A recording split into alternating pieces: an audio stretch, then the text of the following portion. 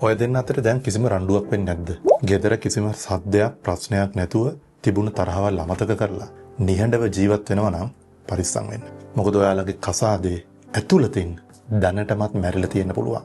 හිතන්න ඕස්ට්‍රේලියාවේ මෙල්බර්න් නුවර ඉන්න රුවන් සහ දිලානි ගැන. අවුරුදු ගාණක් දුක් විඳලා ලංකාවේ ඉන්න තමන්ගේ පවුල කොට දාන්න. ඒ වගේම තමන්ගේ ළමයින්ට හොඳ අනාගතයක් දෙන්න තමයි ඒ කට්ටිය ලංකාවෙන් ඕස්ට්‍රේලියාවට ආවේ. එළියෙන් බලන අයට වීකෙන්ඩ් එකේ පාටි වලට ඒගොල්ලෝ ගියාම හරිම ලස්සන කපල් එකක්. Facebook එකේ Instagram එකේ බොහොම ලස්සන ආදරණීය ෆොටෝස් තියෙනවා.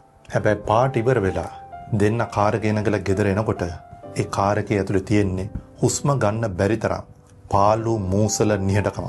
මේ දෙන්න අතර ඇත්ත කතා බහක් ඇති වෙලා දැන් අවුරුදු 2කටත් වඩා වැඩි. සමාජයට පේන මාර ලස්සනට හිටියට මේගොල්ලෝ ගෙදර ඇවිල්ලා දොර වැහුවට පස්සේ ඇත්තටම ජීවත් වෙන්නේ හෝටලයක නාන්දුනන දෙන්නෙක් රූම් එක ෂෙයා කරගෙන ජීවත් වෙනවා වගේ. ඉස්සර නම් මේ දෙන්න පොඩි දෙයකට රණ්ඩු වුණා. කෑ ගහගත්තා. අඬා වැළපුණා. රණ්ඩුවක් කියන්නේ ඇත්තටම මට ඔයාව ඕන මාව තේරුම් ගන්න කියන ආදරණීය ඉල්ලීම. හැබැයි දවසක් එනවා ඒ අඬන එක රණ්ඩු වෙන එක සම්පූර්ණයෙන්ම නවතිනවා. දිලානිට දැන් රුවන් පරක්කු වෙලා ගෙදර ආවත් ෆෝන් එකේම ඇලිලා හිටියත් කිසිම ගාණක් නැහැ. කේන්තියක් එන්නේ නැහැ. මතක තියාගන්න. ආදරේ අනිත් පැත්ත කියන්නේ තරහව නෙමෙයි. ආදරේ අනිත් පැත්ත කියන්නේ නොසලකා හැරීම. එහෙම නැත්නම් අනිත් කෙනා ගැන කිසිම හැඟීමක් නැතිකම. මේ තත්වයටපත් වුනහම කෙනෙකුට දැනෙන වේදනාව, කෙනෙකුට දැනෙන පාළුව, තනිකම ලෝකෙ වෙන කිසිම දෙයකින් විස්තර කරන්න බැරි තරම් වේදනාකාරී. දැන් රුවන් දිලානි ගෙදර කතාබහක් නැත්තේම නැහැ. කතාබහක් තියෙනවා. හැබැයි ඒක තියෙන්නේ ඔෆිස් එකේ මීටින් එකක වගේ. කරන්ට් බිල ගෙව්වද? ළමයාව හෙට ඉස්කෝලෙන් ගන්නවද? හෙට උදේට උයන්නේ මොනවද? මෙන්න මේ වගේ දේවල් විතරයි කතා කරන්නේ. ඇත්තටම පෞල් සැලසුම් කරණය කියන්නේ ළමයි හදන එක විතරක් නෙමෙයි.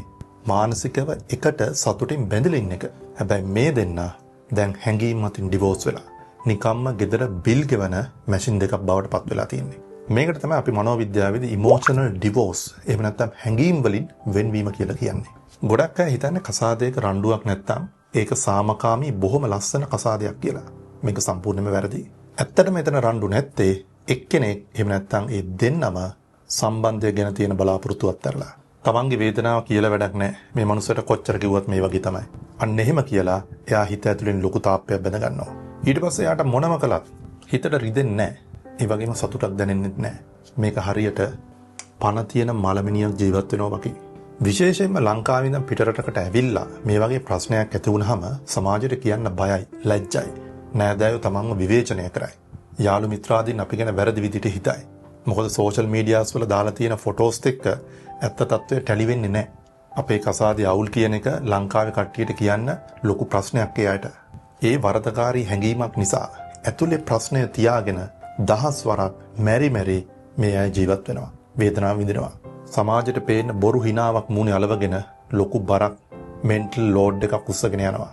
මේ වගේ අවස්ථාවකදී ඒ අයට උපදේශනයකට යන්න එහෙම නැත්නම් මානසික සෞඛ්‍ය ගැන හිතන්නවත් වෙලාවක් නැහැ. මොකද ඊළඟ ෂිෆ්ට් එකට යන්න ඕන. වැඩට යන්න ඕන. රණ්ඩු වෙන එක නතර වෙලා විවාහයක් ඇතුළතින් මේ වගේ කුඩු පට්ටම් වෙලා යන්නේ ඇයි? මේක පිටිපස්සේ තියෙන මනෝවිද්‍යාත්මක රහස මොකක්ද කියලා දැන් අපි බලමු. කපල් එකක් කේන්ති ගන්න නැතුව රණ්ඩු වෙන්නේ නැතුව ඉන්නවා කියන එක ඇත්තටම සතුටින් ඉන්නවා කියන එක නෙමෙයි. ඒකේ පිටුපස්සේ තියෙන භයානක මනෝවිද්‍යාත්මක ඇත්ත මොකක්ද කියලා අපි දැන් දැනගමු. මේ ක්‍රියාදාමයට මනෝවිද්‍යාවේ කියන්නේ marital disenchantment කියලා. මේක එක දවසකින් වෙන දෙයක් නෙමෙයි. දවසින් දවස ටිකින් ටික සිද්ධ වෙන දෙයක්. හරියට යකඩයක් මලකඩ කාලා ටිකින් ටික දි รา පත් වෙලා යනවා වගේ වැඩක්. මුලින්ම ආදරේ නැති වෙනවා. ඊට පස්සේ ඒ වෙනුවට තරහ එනවා. අන්තිමට ඒ තරහත් නැති වෙලා මුළු හිතම හිස් වෙලා යනවා. අන්තිමට දෙන්නට දිහා බලනකොට හරියට දැනෙන්නේ ලී කොට දෙකක් වගේ. කිසිම හැඟීමක් නැහැ. රොමැන්ටික් ෆීලින් එකක්, සෙක්ෂුවල් ෆීලින් එකක්, කිසිම හැඟීමක් නැහැ. ඇයි මෙහෙම වෙන්නේ? දෙන්නේ රණ්ඩු වෙනකොට අපේ ඇඟ ඇතුලේ ලොකු යුද්ධයක් සිද්ධ වෙනවා. ඇඩ්‍රිනලින් කියන හෝමෝනේ ඇඟට ස්‍රාවය වෙනවා. ෆයිට් ඔර් ෆ්ලයිට් කියන රෙස්පොන්ඩ් එක ඇති වෙනවා. හරියට අපි කැලෑවේ ඉන්නකොට කොටියෙක් සිංහෙක් අපේ ඉදිරියට එනවා වගේ. සයිකොලොජි වලදී මේකට කියන්නේ ෆ්ලඩින් කියලා. ඒ කියන්නේ හැඟීම් වලින් පිරීලා යනවා, ඉතිරිලා යනවා. හැබැයි හැමදාම මේ ක්‍රියාවලිය සිද්ධ වෙනකොට ඇඩ්‍රිනලින් ස්‍රාවය වෙලා අපි ෆයිට් ඔර් ෆ්ලයිට් මෝඩ් එකට යනකොට අපේ මනසට දරා ගන්නත් බෑ ඒක, අපේ ශරීරයට දරා ගන්නත් බෑ. මේක මාර විදියට ඇඟට මහන්සිය දැනෙන අමාරු කාර්යයක්. ඉතින් මේ හැඟීම් වලින් යට වෙන වේදනාවෙන් මිදෙන්න අපේ මොලේ ට්‍රික් එකක් කරනවා. එහෙම නැත්නම් ආරක්ෂිත උපක්‍රමයක් කරනවා. ඒ තමයි අනිත් කෙනාව කට් කරලා දාන එක. නිතර රණ්ඩු වෙන, නිතර වේදනාවට පත් කරන කෙනාව කට් කරලා දාන එක. මේකට ක්ලිනිකල් සයිකොලොජි වලදී කියන්නේ ස්ටෝන් වෝලින් කියලා. ඒ කියන්නේ ගල් තාප්පයක් බැඳ වගේ අනිත් කෙනා ගැන හොයන්න බලන්නේ නැහැ. ඒ කෙනා ගැන හැඟීමක් ඇති වෙන්නේ නැහැ. අනිත් කෙනා කෑ ගැහුවත් ඇඬුවත් කිසිම රියැක්ෂන් එකක් නැහැ. ඒ තියා මූණේ මාංශ පේශීන්වත් හෙලවෙන්නේ නැහැ. රණ්ඩුවෙන් බේරෙන්න මුලින් කතා නොකර හිටියට මේ தත්ත්වය දිගින් දිගටම තියාගෙන ඉන්නකොට අන්තිමට මේක පුරුද්දක් වෙලා ආදරය කරන්නවත් කතා කරන්නවත් නැතිව ඉමෝෂනල් ඩිස්එන්ගේජ්මන්ට් කියන තත්ත්වයටපත් වෙනවා. සමදතාවයන් පිළිබඳව ලෝකෙ ඉන්න ප්‍රසිද්ධතම මනෝවෛද්‍යවරයෙක් තමයි ඩොක්ටර් ජෝන් ගොට්මන්. එතුමාගේ පරීක්ෂණ වලට අනුව කියනවා දෙන්නේ මේ වගේ ප්‍රශ්න විසඳගන්න නැති වුනහම අන්තිමට ඉතිරි වෙන්නේ සමාන්තර රේල් පීලි දෙකක් වගේ ජීවිතයක්. එකම පාරේ එකම දිශාවට ගමන් කරාට මේ රේල් පීලි දෙක කවදාවත් එක් වෙන්නේ නැහැ. ඩොක්ටර් ගොඩ්මන් කියනවා මේ නිහඬකම, තනිකම ඕනම කසාදයක සිද්ධ වෙන අවසාන මලකම කියලා. අපේ ශ්‍රී ලාංකික සංස්කෘතිය ඇතුලේ විශේෂයෙන්ම යුවලක් පිටරටක ජීවත් වෙනකොට මේ තත්ත්වය හුඟක් භයානකයි. අපිට උගන්වලා තියෙන්නේ ප්‍රශ්න පිටට දෙන්න එපා. ගෙදර ප්‍රශ්න පිටට කතා කරන්න එපා. ඇතුළත ගිනි පිටට දෙන්න එපා. ඒක නිසා මොකද කරන්නේ? මේ වේදනාව හැංගීම් හිර කරගෙන අපි ජීවත් වෙනවා. දරුවන් වෙනුවෙන් සමාජයට පේන්න අපි කසාදය ඇතුලේ හිර වෙලා ඉන්නවා. හැබැයි අපි දන්නේ නැහැ මේ හැංගීම් හිර කරගෙන ඉන්නකොට අපේ මානසික සෞඛ්‍ය විතරක් නෙමෙයි අපේ ශාරීරික සෞඛ්‍යයත් දිනෙන් දිනම පිරිහිලා අපිව විනාශ කරනවා කියලා. තවත් ප්‍රවීණ මනෝවෛද්‍යවරයෙක් තමයි ඩොක්ටර් විලියම් ජොහාට්. එතුමා හරි ලස්සන කතාවක් කියනවා. එයා කියනවා ඔයාලා හැමතිස්සෙම ළමයි ගැන, ගෙදර වැඩ ගැන, සල්ලි ගැන විතරක් කතා කරනවා නම් ඇත්තට මෙතන තියෙන බිස්නස් රිලේෂන්ෂිප් එකක්. ඉමෝෂනල් රිලේෂන්ෂිප් එකක් නෙමෙයි. ආදරණීය බැඳීමක් නෙමෙයි. ඇත්තටම කසාදයක් නෙමෙයි නඩත්තු කරන්නේ බිස්නස් එකක්. ගෙදර ලොජිස්ටික්ස් ගැන කතා කරන්න ඕන. හැබැයි ඒක කතා කරාට හදවත් දෙක ක්‍රියා වෙන්නේ නැහැ. ඒකට වෙනම බැඳීමක් ඇති කරගන්න ඕන. එනම් ප්‍රශ්නය තමයි මෙහෙම නිහඬ වෙලා මැරිලා ගිය කසාදයට ආපහු පණ දෙන්න පුළුවන්ද? ඔව් පුළුවන්. අද රෑ ඉඳන් ඔයාට කරන්න පුළුවන් ප්‍රායෝගික ක්‍රම කීපයක් මම දැන් කියලා දෙනවා. ඔබ දන්නවා නිහඬ කසාදයක දෙන්නෙක් නිහඬ වෙලා ඉන්නකොට ඒකේ ලොකු භයානකමක් තියෙන බව. හැබැයි මේ මැරිලා තියෙන කසාදය පණ ගන්නවන්න ගෙදර රූම්මේට්ස්ලා වගේ ඉන්නේ නැතුව ආදරණීය බැඳීමක් නැවත ඇති කරගන්න මෙන්න මේ ක්‍රම ටික අනුගමනය කරන්න. ගොඩක් අය කරන ලොකු වැරද්දක් තමයි කතා නොකර ඉඳලා එක දවසක නැගිටලා කියනවා අද අපි මේ ප්‍රශ්නේ කතා කරලා විසඳගමු කියලා ලොකු ටෝක් එකක් දැම්මා. මාස ගාණක් තිස්සේ කතා නොකරලා හිටපු කෙනෙක්ට එක්ක එකපාරට මේ වගේ ලොකු කතාවක් කරන්න යනකොට එයා බය වෙලා හැංගෙනවා. ඒක නිසා ඉස්සෙල්ලාම ප්‍රශ්න විසඳන එක පැත්තකින් තියන්න. ඉස්සෙල්ලාම එයාත් එක්ක යාළුකම ඇති කරගන්න. පළවෙනි දේ තමයි පොඩි කතා බහ ඇති කරගන්න එක. මේකට අපි කියනවා bits for connection කියලා. ඒ කියන්නේ ටීවී එකේ මොනවා හරි යනවනම් එහෙම නැත්නම් පාරේ වාහනයක් යනවනම් ඒ ගැන එක පාර්ට්නර් කෙනෙක් අනිත් පාර්ට්නර්ට යම් කිසි දෙයක් කියනවා නම් නිහඬව ඉන්නත් එපා. බකමූණෙක් වගේ හූම් කියන්න යන්නත් එපා. ඒකට අවංකව ප්‍රතිචාර දක්වන්න. මුණ දිහා බලලා වචනකින් හරි උත්තර දෙන්න. මහා ලොකු දේවල් නෙමෙයි. තේකක් හදලා ගෙනත් දෙන ගමන් එයත් එක්ක hina වෙන්න. මේ පොඩි දේවල් වලින් තමයි අර නිහඬ පාළු ගෙදර නැවතත් මට ආරක්ෂිත තැනක් මට කතා කරන්න පුළුවන් කියන හැඟීම ඇති වෙන්නේ. අනිත් එක තමයි දවසේ විනාඩි 20ක් විතර කාලයක් වෙන් කරගන්න stress reducing conversation වලට. ඒ කියන්නේ මානසික ආතතිය නැති කරන කතා බහකට. හොඳට මතක තියාගන්න. මේකේ තියෙන දැඩි නීතියක් තමයි වෙන දේවල් කතා කරන්න යන්න එපා. සල්ලි ගැන, ගෙදර ප්‍රශ්න ගැන, ළමයි ගැන, නැන්දම්ම ගැන මේ දේවල් කතා කරන්න යන්න එපා. කතා කරන්නේ අද දවසේ ආගේ ඔෆිස් එකේ වෙච්ච දේවල්, මගදී සිද්ධ වෙච්ච දේවල්.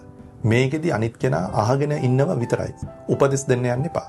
මම මේක හුඟක් වෙලාවට කියන්නේ මහත්තුරුට. කාන්තාවක් එයාගේ කතාව සම්පූර්ණයෙන්ම කියනව නම් ඒකට ඇක්ටිව්ලි සවන් දෙන්න. ඔයා හුඟක් මහන්සි වෙලා නේද? ඇත්තටම එයාට උපදෙස් අවශ්‍ය නැහැ. එයා එයාගේ කතාව කියන්න හදන්නේ. එයාට ඕන එයාගේ මානසික බර නිදහස් කරගන්න. ඒකට ඔබ සහයෝගය ලබා දෙන්න ඕන. අනිත් එක තමයි ඔබ දෙදෙනාගේ ජීවිතේ, විවාහ ජීවිතේ පොඩි චාරිත්‍ර රිචුවල්ස් ටිකක් ඇති කරගන්න. මේක හරිම වැදගත් වෙනවා. උදාහරණයක් විදිහට හස්බන්ඩ් හරි වයිෆ් හරි ගෙදරින් පිට වෙලා යනකොට තප්පර 6ක හාදුවක් දෙන්න පුළුවන්. එහෙම නැත්නම් ඔෆිස් එකට ගිහිල්ලා ගෙදර ආවට පස්සේ තප්පර 30ක් තමන්ගේ නෝනව එහෙම නැත්නම් තමන්ගේ මහත්තයව බදාගෙන හග් එකක් දෙන්න පුළුවන්. මේක ළමයි ගාවට යන්න ඉස්සෙල්ලා අනිත් වැඩ කරන්න ඉස්සෙල්ලාම කරන්න පුරුද්දක් විදිහට කරන්න. මේකෙන් ලොකු මානසික බැඳීමක් ඇති වෙනවා. රැයට ළමයි නිදාගත්තට පස්සේ දෙන්න විනාඩි 10ක් ඉන්ටිමේට් කන්වර්සේෂන් එකක් හොඳ සමීප කතා බහක් කරගන්න. මේවා තමයි රිලේෂන්ෂිප් එකක් මේන්ටේන් වන ක්‍රම. රිචුවල්ස්. ඊළඟ දේ තමයි ප්‍රශ්නයක් ආවම කතා බහ කරනකොට කෙලින්ම විවේචන මුඛයෙන් කතා කරන්න යන්න එපා. එහෙම කරොත් මොකද වෙන්නේ? මම අර ඔබට ඉස්සෙල්ලා කිව්ව විදිහට ස්ටෝන් වෝල් එකක් ගල් තාපයක් ඔටෝමැටිකලි දෙන්න අතරින් බැඳෙනවා. ඒක නිසා I ස්ටේට්මන්ට් මම කියන ස්ටේට්මන්ට් එකෙන් පටන් ගන්න. උදාහරණයක් විදිහට ඔයාට මාව මතක නැහැනේ. අන්න එහෙම චෝදනා මුඛයෙන් කතා කරනවට වඩා කියන්න පුළුවන් මට ලොකු තනිකමක් දැනෙනවා. ඔයත් එක්ක ඉන්න මම හරි ආසයි. ඔයත් එක්ක කාලය ගත කරන්න මම හරි ආසයි. එහෙම නැත්නම් මට ඔයා හරියට මිස් වෙනවා. අපි මේ වීකෙන්ඩ් එකේ මූවි එකක් බලන්න යනවා. මෙහෙම කිව්වහම අනික් කෙනාට චෝදනාවක් විදිහට දැනෙන්නේ නැහැ. මොකද චෝදනාව වලට හියුමන් බ්‍රේන් එක ෂට් ඩවුන් වෙනවා. මතක තියාගන්න. ඔබට හොඟා කිවසීම ඕන මේ වැඩේ කරන්න. අවුරුදු ගාණක් එහෙම නැත්නම් මාස ගාණක් කතා නොකර ඉඳලා ඔබ මේ ක්‍රම අනුගමනය කරනකොට අනිත් පැත්තෙන් කිසිම ප්‍රතිචාරයක් එන්නේ නැති වුනහම ඔබට සමහර වෙලාවට හිතනවා වැඩේ අත්හැරලා දාන්න. කවදාවත් ඒක කරන්න එපා. මානසිකව වැටලින්න කෙනාව ඔයාට පුළුවන් ආදරෙන් ගොඩ දාන්න. ඒක මතක තියාගන්න. මොකද ආදරය කියන්නේ මේ ලෝකේ තියෙන උතුම්ම බැඳීමක්. මම මේ මෙච්චර වෙලා ඔබත් එක්ක කතා කරේ මනෝවිද්‍යාත්මක ප්‍රථම ආධාර. මීට වඩා දරුණු ප්‍රශ්නයක්, පෞල් හිංසනයක් වගේ ප්‍රශ්නයක් තියෙනවා නම් අනිවාර්යයෙන්ම ඔබ වෘත්තීමය උපදේශකවරයෙකු වෙත, වෛද්‍යවරයෙකු වෙත අනිවාර්යයෙන්ම ගමන් කරන්න ඕන. ඒ වගේම ඔයාලා දෙන්නගේ ජීවිතය අතර නොකියපු කතා තියෙනව නම්, ප්‍රශ්න තියෙනවා නම් පහළ ලින්ක් එකට ගිහිල්ලා ඔබේ කතාව ඉදිරිපත් කරන්න පුළුවන්. සීලුම කරුණු නිර්නාමිකව ලබා ගන්න. මොකද ඔබේ කතාව තව කෙනෙකුට ඉන්ස්පිරේෂන් එකක් වෙන්න පුළුවන් ඊළඟ වීඩියෝ එකකින්. මතකද මේ channel එක subscribe කරන්න, bell icon එක ඔබන්න. නැවතත් මේ වගේ වීඩියෝ එකක් අරගෙන එන්න. පරිස්සමෙන් ඉන්න.